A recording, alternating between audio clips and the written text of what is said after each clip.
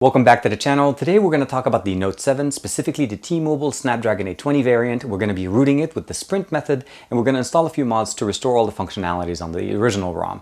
This is TK and this is XDA-TV. Let's check it out.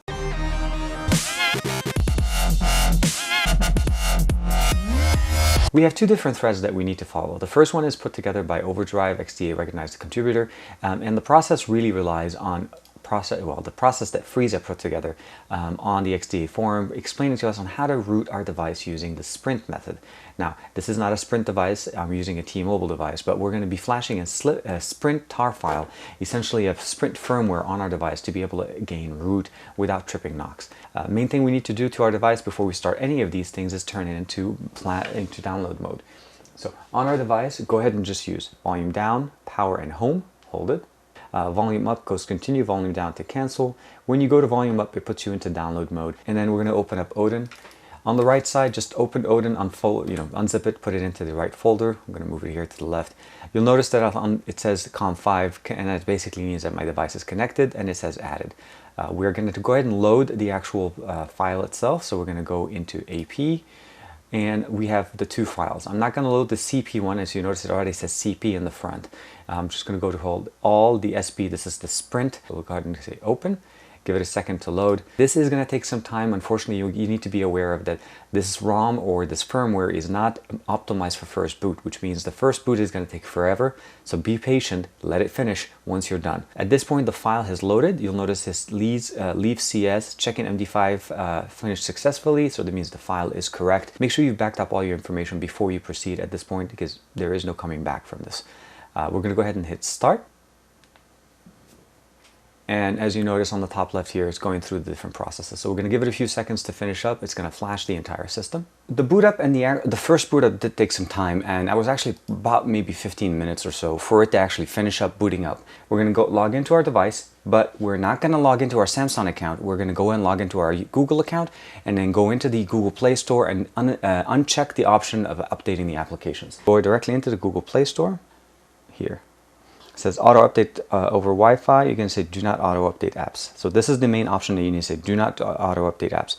So at this point, we're pretty much done with the device. It booted up. At this point, we're going to switch over and actually start modifying it and make sure to get the Super SU installed. We'll open up a terminal window on our computer. I have Universal ADB installed, which means I can actually launch ADB anywhere. I'm already in this folder, so if I do the directory, I can see that my files are in there. What we need to do at this point is we need to do an ADB push SU. Before we do that, we need to go in and we're going to need to turn on USB debugging. Actually, it's turned on for us by default here, so that's pretty good. We'll go ahead. So I'm going to copy the command ADB push sun7. Now the folder should have already been unzipped. If you don't have it unzipped, then this is not going to work. So as unzipped folder, you go ahead and push it over. So it's going to push them one at a time. Now, once the actual commands are done, what we need to do essentially is change the permission on it. So we're going to use, again, the ADB shell. The command, again, is posted for us. We'll be able to just copy it over. I'm going to say copy, go in, and paste. And it's going to change the permission to be 0777, which is what we want it to be. Launch the ADB shell. So we're just going to say ADB shell. And then just to type in CD, we're going to go into that directory. Here, if we do ls, just for a listing, we'll see that the files are in there. And all we need to do at this point is run the command, the root.sh. And this is going to push our Super SU version 2.74-2 and root the device. At this point, our device is rooted. It's going to reboot. And once we're back in, we'll be going back to the root Wi-Fi calling voice over LTE option that we have for the T-Mobile variant.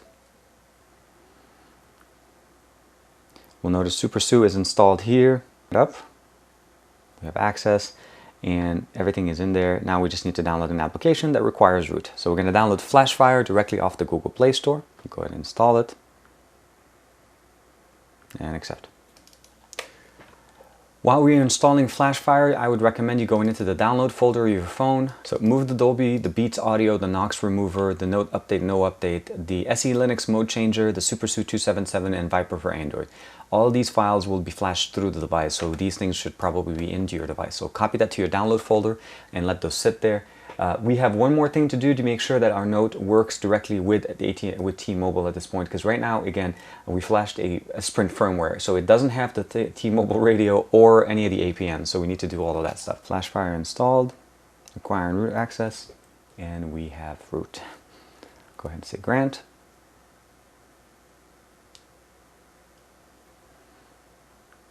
Go back, FlashFire is turning on, it's available. I'm going to go ahead and agree, and then we'll say no thanks right now, but we will definitely follow up. And then we're going to say flash, and then we're going to go basically a restore flash firmware package zip or OTA. We're going to go here, go directly under our download folder.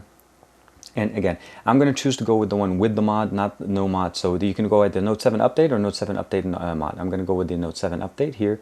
I'm going to keep everything the same, and I'm just going to say flash.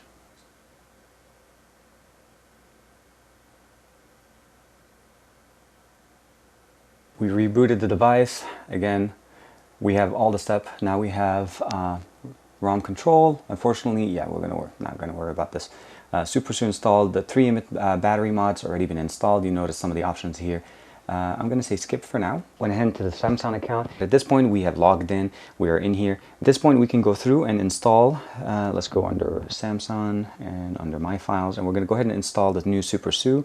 Let's say My Device, download, and SuperSU APK. We're going to go through and install it. So say Settings, and then Unknown Sources. Say Yes. Click OK. Install. And this will go ahead and update our binaries on the SuperSU to 2.77. I'm going to say done. We need to go through and set up S-Health. Even though you're not using S-Health, even though you're not going to probably bother with it, if you think you're going to be using it down the road, you do need to basically set it up now.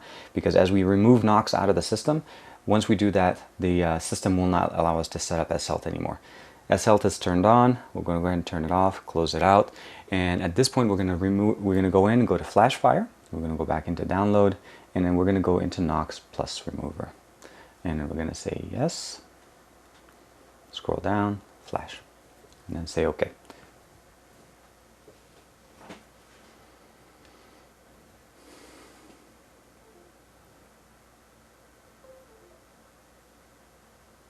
Once the device rebooted, again, we did the S-Health setup. We just need to go in there and remove or reset our APNs. And it's going to make sure all of the APNs are actually reset at this point and that there is nothing. And you'll notice the T-Mobile LTE shows up by itself. Now, the last thing we need to do is we need to flash the T-Mobile radio. To do so, we need to shut off our device. And then we're going to go back into download mode and then flash the actual modem. So we'll open up Odin on our PC, load the CP file as we had before.